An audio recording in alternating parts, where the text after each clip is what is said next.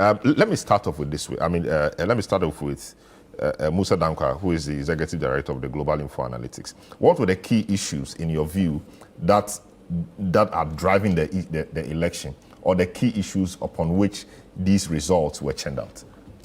Right. Salam, good morning to you and good morning to your viewers and your listeners on this program.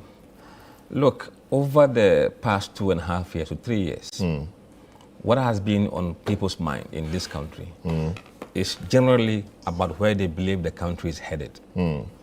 Over 60% have been saying that we are headed in the wrong direction for the past 3 years. 60%.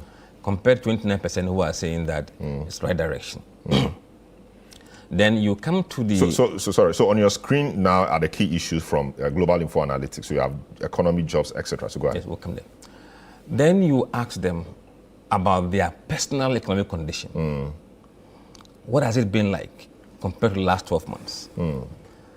55% of Ghanaian voters today are saying that it's gotten worse in the last 12 months.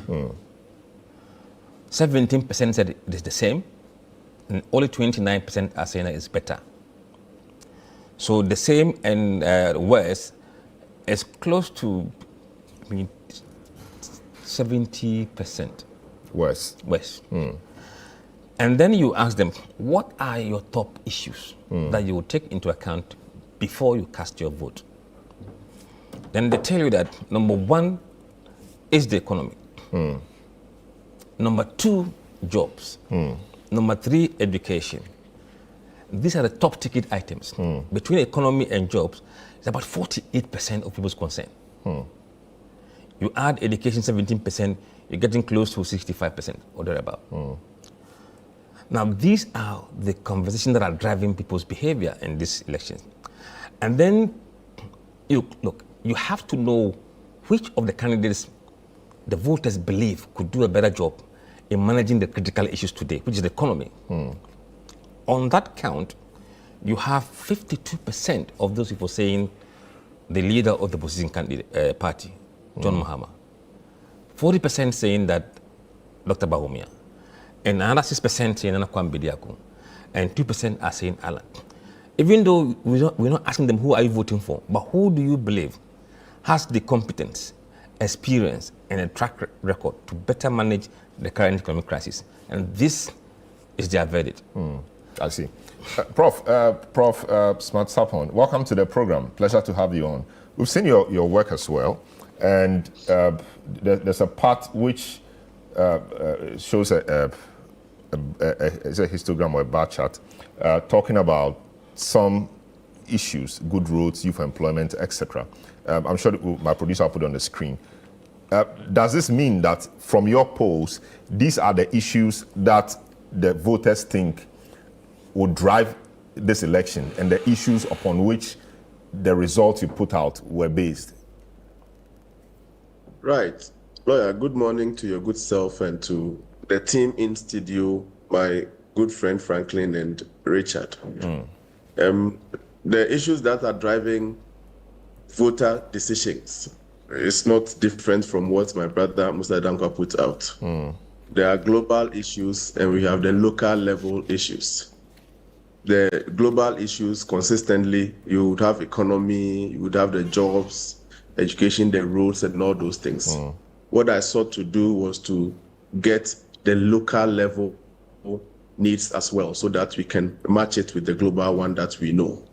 And for the graph that we have on the screen currently, yes, you realize that roads becomes the number 1 local level or community level needs for our people. Youth employment will feed into the second parameter Mussa showed, which is jobs. And then we have potable water crisis. Skills training may also fit into jobs, and so on and so forth. What I wanted to project with this... Public toilet facility, that's such a big issue. You see? So that is why this is community level needs.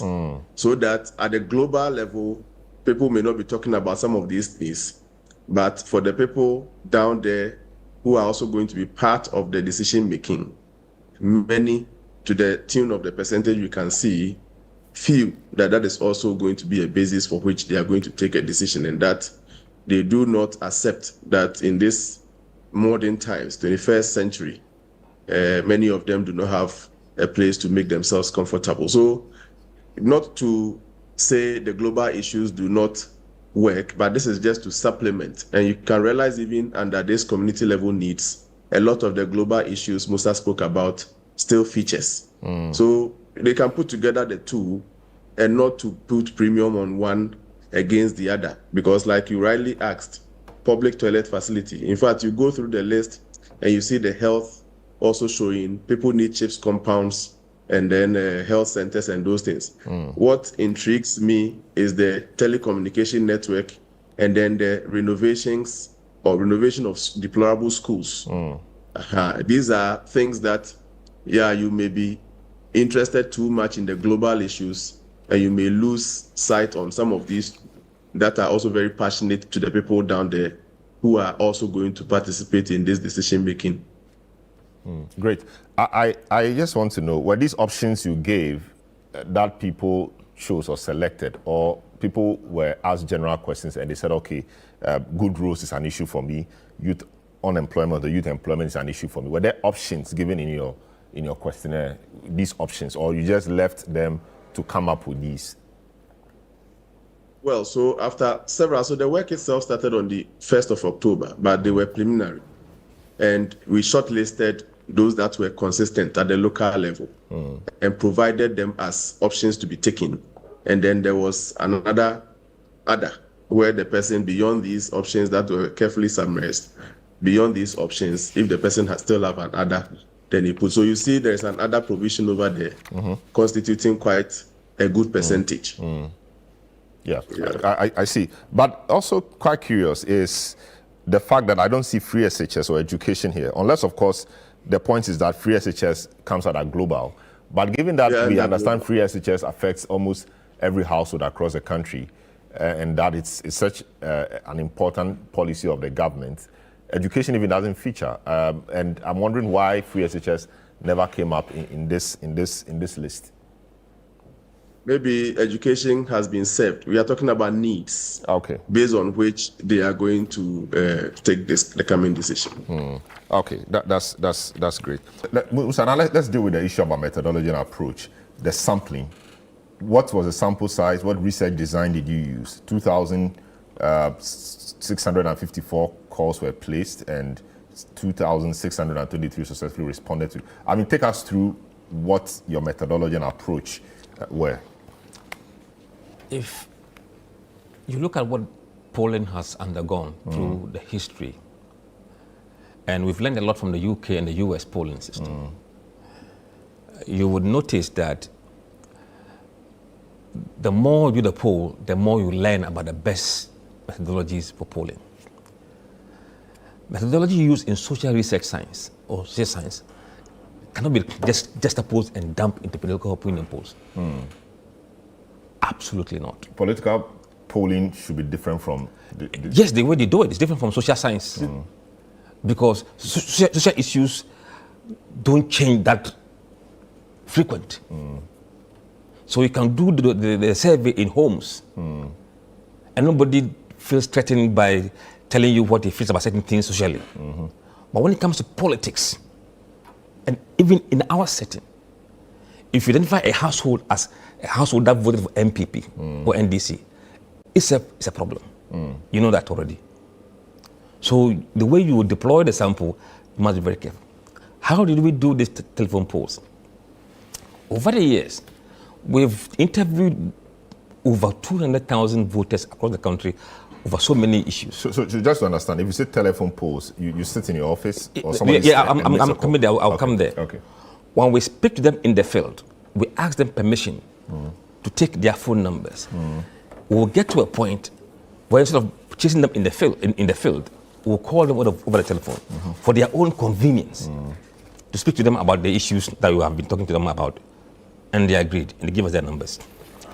These numbers, we have grouped them as MPP, because we know those who say they are MPP, those who say they are NDC, floating voters, other parties, and those who don't disclose their party affiliation. In the US, when you register to vote as a voter, indicate your party affiliation. So as a pollster, it is much easier to know who is MPP and who is NDC. And over these years, we have established a true percentage averagely of people who openly say they are MPP, those who openly say they are NDC, those who openly say they are floating voters, others and the rest. So our sampling first is to say that, okay, if over the time, MPP is 35%, we'll pick 35% of MPP voters from the system. So if you are interviewing 10,000 people, we'll take 3,500 MPP. NDC average 33%. So we'll take 30% of NDC. And then 20% of floating voters, 2 or 3% of the other parties, and 10% of those who don't disclose their party affiliation. Once we are done with that, but how do we settle on that 2006? What are the tools we use to agree that we want to do 2,600? Look, there are 18 million voters or 18.7 million voters in Ghana. The statistical tools available suggest that you find a confidence level you want to work with. And then the margin of error you want to entertain. These are things you, the pollster, determine. Using these variables, what sample size should you engage to make the research work a representative of that 18.7 million population? It is not somebody's whimsical decision, just choose any number. And also, look, if you believe that the polls are very tight, then you don't want to entertain larger margin of error. Then you increase your confidence level. So what you know from the polling guides you on your sampling. I would not go and interview large sample size. It comes with a cost. When I know the difference between the leader and then the follower is so huge that it makes nonsense of margin of error. So once we do that, then we have put these numbers into a system. All the numbers who are MPP, about maybe 4,000 of them, maybe about 6,000 or so of various numbers in the different pots. Then the system we have in the global info will run through the telephone numbers and pick one MPP number and call it. Okay. But before we even do that, we say, okay, if we are interviewing 950 MPP voters, where should they come from? Which regions? We have a data saying that most of MPP supporters are in Ashanti region. And what percentage? Let's say 24%. So allow or allocate the 950, 24% of that 950 must go to Ashanti region. Followed by Greater Accra MPP. So we have this kind of raw percentage of how the regions contribute to each party's base. So we share the 950 to each of this region based on the record we have, with the average of the parties in those regions. The same thing for NDC, same thing for the floating voters, and the same thing for those who say, I support other parties, and those who don't disclose. So there are two stages. First, to assign the number sample based on party affiliation for these telephone polls, and then to further assign it again to the regions that contribute most to the party's base. Then we start placing calls randomly. We are able to place random calls because it is the best thing you do in polling. The randomness is very key. Why randomness is very key is that in the system of computing, you, the human being, have no control of the randomness. In the field, you are able to differentiate, be biased. Somebody looks nice, beautiful girl, you want to approach them. So there are so many things humanly goes wrong in the field. But on the telephone, you remove all these things from telephone. And the person is comfortable at home. Look, what they tell us over the phone is not what they tell us in the field. Absolutely confident. They tell you everything. So besides we putting X, Y, Z there, we hear a lot more. Okay. Because the person is at home, relaxed, not on the street. So these are the kind of things we do and then we publish everything, including methodology, confidence level, margin of error. Margin of error. So your margin of error for this was what? 1.8, something 1.86. 1.86. Okay, Yes. I see. And we didn't see. Did you have a projected turnout? Did you look at because You see. That's the difference. This is not our what do we call predictions. Okay. These are polls. Our predictions would involve modeling. Okay. Taking these numbers averagely, running them through the model, using our average turnout that we have done over the years. We know the average for every region. For every consensus we've been to, we know the averages. So we're not going to use any finger in the air averages. It is based on facts that we have. I see. And then we would allocate those who say I'm undecided to the candidates based on what they've told us earlier on. Okay, great. Prof, so I know you sampled some 99,000 people. Tell us about your sampling and your research methodology, how you got your respondent category and all of that. Right. Salom, there are two types of population. There are population whose characteristics are similar. We call them homogeneous population, and there are those that have characteristics that are dissimilar. We call them heterogeneous population. In fact, we even have a third class of population called hard to reach population, but I mean, that is not in discussion. If you want to think about the concept of sampling, you think of it in the case of a uniform population or a homogeneous population, and then you think of it in the other side, heterogeneous population. If you take homogeneous population, sincerely, you don't need much sample size to draw your conclusions because, for example, there is a soup on fire. You want to know whether the salt content or the pepper content is fine. And because the soup is a uniform solution, you do not need to drink all the soup or increase the number of ladles you take before you can understand perhaps the pepper or whatever content in it. That is when the population is uniform. If you are dealing with a heterogeneous population and an opinion pool, and we know the nature of opinions are extremely volatile. There are very consistent opined persons who for one event may change their mind or whatsoever. The requirement is that you increase the sample size. In fact, the largest sample size you can ever get to is the size of the population, and that one is a census. I'm not saying we should get to 18 million, no. But then the size of the sample, once it is increasing, increasing from one state to the other, the law says that the outcome begins to mimic the outcome of the general population. And so the more the sample size, the closer it is to reality. This has been a basic principle that wouldn't be disproved by anybody. I am not sure anybody in the name of whatever, in the name of God, would want to disprove this and undermine the fact that sample size doesn't matter. Now, number two, you may choose to use plugins or maybe online sample size estimators.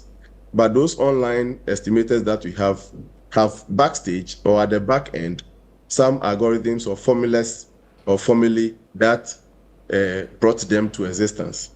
And there is one that will tell you that if the population is homogeneous, you will need to estimate a minimum sample size. So I can grant any other plugin that will just ask you, provide for me your confidence interval. Okay, provide for me your margin of error.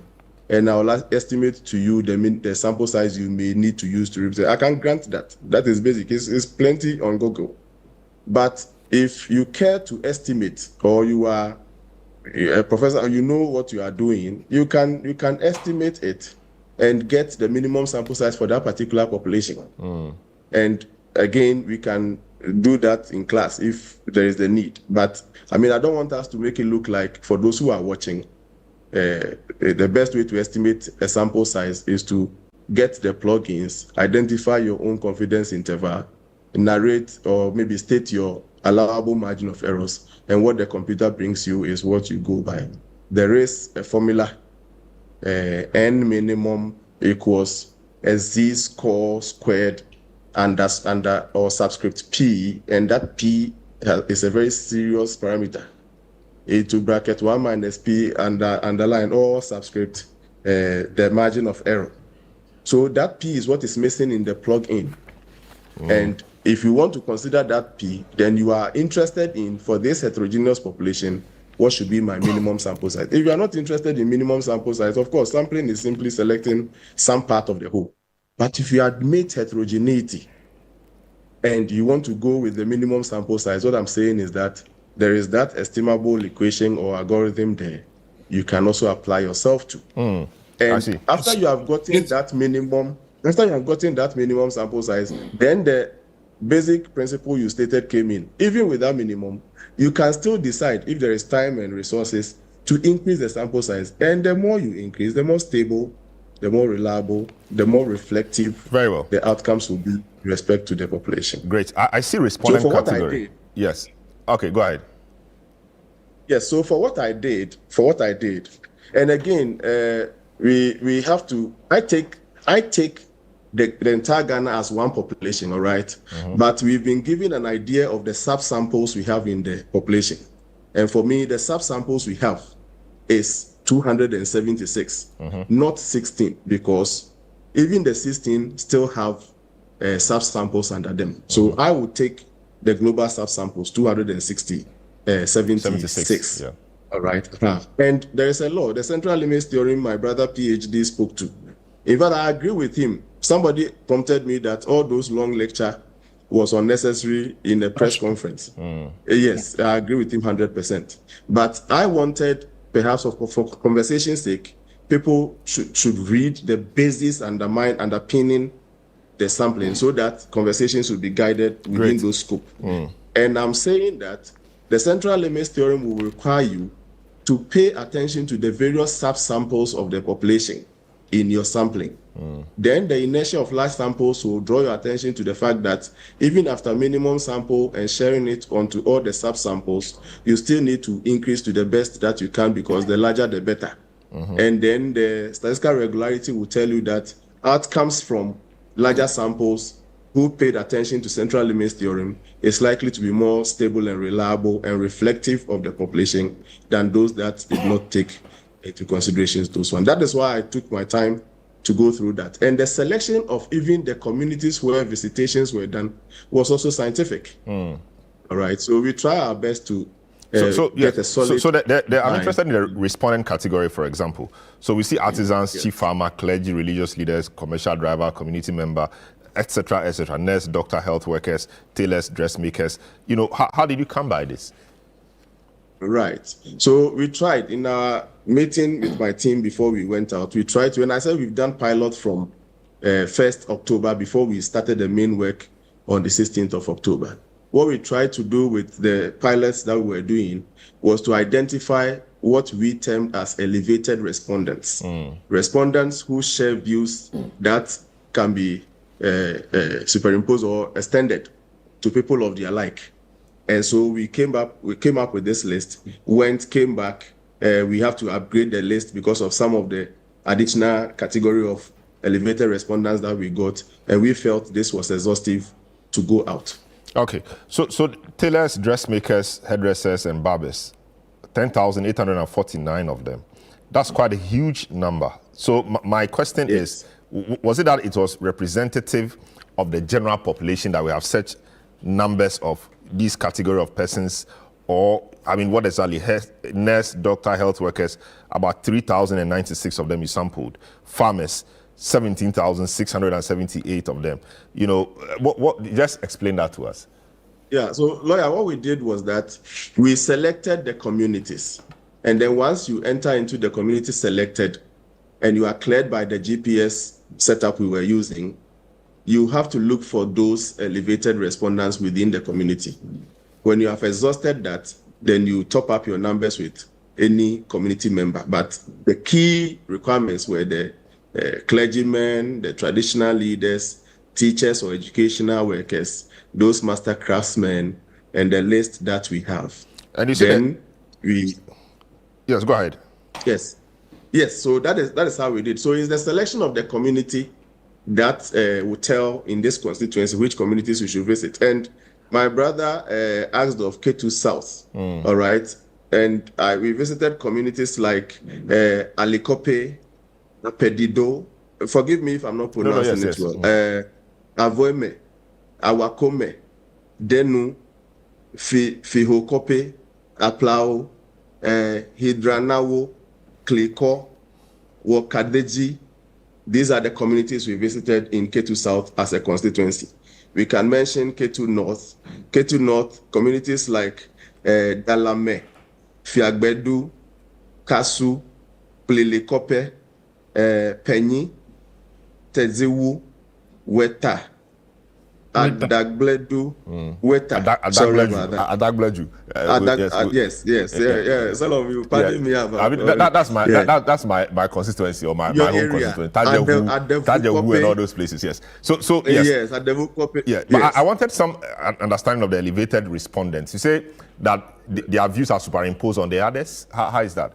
It's superimposable. What I'm saying is that if I speak to master craftsmen in this area, I can understand those artisans in the area and their sentiments. Do you get it? Great. By speaking to some of them, you can, and I have not superimposed yet, only that I wanted a fair reflection of those category of respondents and not just any voter at all. Of course, these people are also voters, but for purposes of trying to infer from the sample onto the population, you must as well deepen the capacity of the respondent so that it has some inherent benefit on your inference. I see. So we see a voter turnout of 81.4%. So if we achieve this voter turnout, that's when your result or your prediction will come into reality or will become the case. But 81.4% is quite a huge turnout. I mean, the historical data we have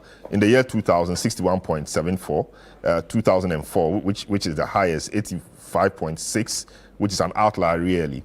2008, 69.52, 2008 runoff, 72.9, 2012, 79.43, 2016, 68.62, 2020, 78.89. You know, that is 81.4, appears quite high.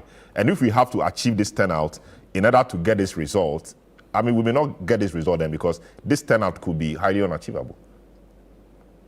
Right. So this is an estimation. When you ask about those who voted in 2020 and you ask those who would be voting in 2024, it gives you an estimation. And that is the estimation we have put there. And I agree with you. It may come down, it may go up. But what we have realized in my analysis is that turnout would have an effect on the ultimate outcome of 2024 election. And so scenario one, if we take 2020, the 79% one, we have a resource. With my estimated results, my estimated turnout, this is the resource. And then you can decide in my scenario 3, which are pairings that I'm doing. My estimate 3 is seeking to estimate the highest, you can say unimaginable or imaginable turnout possible. And I put it at 85.6. I know it is extreme, but just to try and build a trend that from 2020 turnout 79% to my estimated turnout 81.4 to the estimated, and mind you, whereas presidential was doing 79% in 2020, parliamentary was doing 81.3% in the same 2020. What it meant was that some people went to the polling station but only took interest in the parliamentary election and ignored the presidential election. So we can estimate the 2020 turnout properly. We are not far from saying it can be 81.3. Only that the people who went there, 81.3, some decided not to take interest in the presidential. But I agree with you. Okay. These estimates I am saying are there to draw the attention of users of elections research outcomes to the fact that as part of the work they are doing, they should try and urge people, mobilize people to go out and vote. It is not enough to say, I've campaigned much, I've done this. If the people don't go out to vote, turnout has an effect on the ultimate outcome. Okay, so this is scenario 1. We don't know what scenario 2 is, scenario 3 is, scenario 4 is. But I'll come back to you so you help us appreciate what the various scenarios may be. Quick one, if you can. Just okay, so that's Prof, right? Okay, Prof. Okay, quick one. Yes, Prof, yes. It's unfortunate my professor brother is gone, but yes. I mean, his last comment was to the effect that if my outcome is showing a 3.3% lead, it was strange in a republic, in a system like ours. I don't know what his comment will be for my brother Mussa's one that is showing a 12 percentage point lead. So let's be fair to the analysis we are doing so that for the purposes of the people watching us, we will not skew the discussion. Point well made, yes. I think we also had an issue with you saying that strangely polls come out weekly Yes. and all of that, yes. Because we know in the US, So polls come out even on daily basis. Salom, I agree. Yeah. Salom, I agree. Let me touch on that 1 second.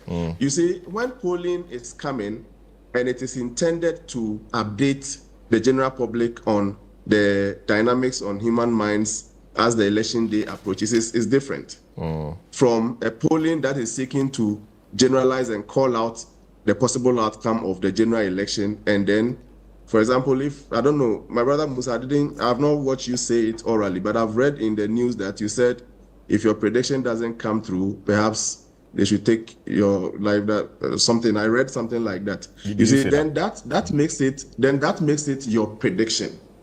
Okay, and that predictions are not done like every week. That's what I meant. I don't know whether the grammar or the way I put it. Okay, so you said because of the proliferation of polls in recent times, some of which are strangely released weekly here in Ghana, I would clarify a few elements of quality research for easy identification. That's how you put it. Absolutely. So that if it is just an updates can be done daily, like my professor brother said. But if it is attached, if the update goes with a strong indication to the fact that this is what is going to happen, then it means it is no more an update.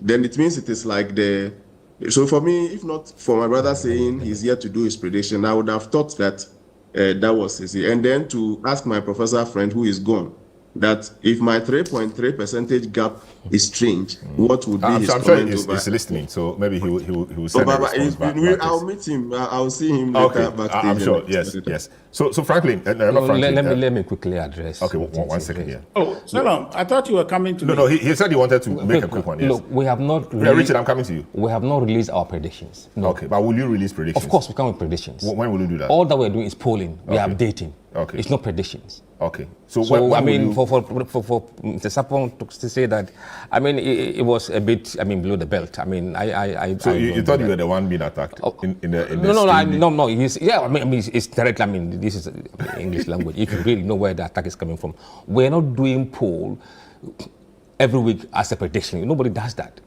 Polls are updating to see where the races are. We have said time and time again that our predictions will come on the 28th of November. 28th of November. And that's next week. Yes. So, yeah. Okay, great. We see the projected parliamentary results. MPP 128, as in settled, and likely MPP 41. NDC 92 settled, and likely NDC 15. That's quite a huge one. I mean, that's quite a huge one. That's wiping out the NDC entirely, actually, from Parliament. You know, how do we get? Of course, I know your data will show that, but how did we get there? Yeah, so of course, once I visited all 276 constituencies, I wouldn't just go do presidential and ignore parliamentary. So again, like I mentioned, your Ketu North for you and other places, these were sentiments of the people we took in respect of the parliamentary as well. Very well. In fact, in the parliamentary and the presidential, we did two things. Apart from examining the voting pattern of the places we visited, we also asked the various communities whether the voting pattern has changed. Changed or not, we gave them a sample of the ballot paper for them to vote. And so we are assessing both early voting results and then the pattern of change as suggested by the people within the communities themselves to balance out these numbers. And let me end by saying historically, lawyer, the NPP has more safe seats than the NDC historically. You check. Even this hung parliament, and in this hung parliament, the NPP had more safe seats than the NDC. So again, literature will tell you it is a likely outcome. And then beyond the literature, I have visited all 276 constituencies, and this is as I share with the general public. Great. I don't say, in the middle there, I would say 56 constituencies are up for grabs. Up for grabs. Great. That's fine. Okay. So, Mussa, you have also done some work, parliamentary work, but I'm interested in knowing what your polls tell you. So, a place like Adenta. No, let me address some of the issues. Okay, because we're running out of time so quickly. Yes. Yeah, I mean, look, people can choose what they want to believe in the polls. We should do quarterly tracking poll in the field. It's always been clear. It's not for me to tell what tracking means in English. In this one, we've been tracking the polls weekly. We've said so tracking poll. It's not prediction. So, I mean, people should learn really and understand that. your prediction. And then secondly, we're going to revisit our prediction. That is based on our understanding of all the numbers and where we think the numbers will go. Great. So the parliamentary, I mean, huge numbers put out by Prof. But you've been doing some parliamentary work too. Yes. But in your case, I want you to help us as we are concluding. I will say that a place like Adenta, how does it look NDC will win majority in parliament. Prof, I'll come to you on yours as well. Lejokuku. Look, I said NDC. I don't want to specific target certain constituencies because of certain issues we have. No, but these are issues. These are constituencies we are interested in. We are saying that NDC will have majority in parliament. But you don't want to speak to the specific. No, because as a company, we have a period that we don't specifically mention certain constituencies. Okay. We're in that period. All right. Prof, what do you also say? Some of the key constituencies I've mentioned, Adenta, Lejokuku, and those places. In fact, like my ultimate results will tell you for Greater Accra, the NDC is leading with some good percentage lead in the Greater Accra. And that will reflect on the number of parliamentary seats. So for Greater Accra, like you can see in my data, I don't know whether you have the regional breakdowns, but in Greater Accra, you can see there is a likelihood that the NDC would have a strong majority in terms of parliamentary seats. What about Central? Region, how about Central? Central NPP would have a lead in parliamentary seats. One thing interesting about Central and Bono and Ahafo and those areas is that, you see, Central region, whereas NDC was winning 13 seats in the last election, 9 of the 13 seats were won, but with presidential won by the NPP. So that is historic. And then we have visited all 23 constituencies in Central region, which is current. And when you match the way I built my question, the voting pattern, the person likely to be voted, and then even the early voting, when you match all these 3 patterns, I can conclude that in terms of votes in Central region, MPP is going to get higher than, parliamentary seats in Central region, MPP is going to get higher than the NDC. Very well. Richard and Franklin, thanks so much. I mean, we've run out of time, and I think the point has been made. Richard wanted to say something. Richard has been on. Richard, we give you a lot of time. I mean, we've run out of time. Lawyer, yes, lawyer, let me hear Prof. Yes, Prof, yes. Lawyer, I'm speaking to you from Ghana. I'm told people are saying, after releasing my report, I've flown out of the country. I'm not at Franklin's place. Please. No, I've not heard that one. Ghana. Of course, you're in Ghana. I've not heard that one. All right, thanks so much. Thanks so much, guys.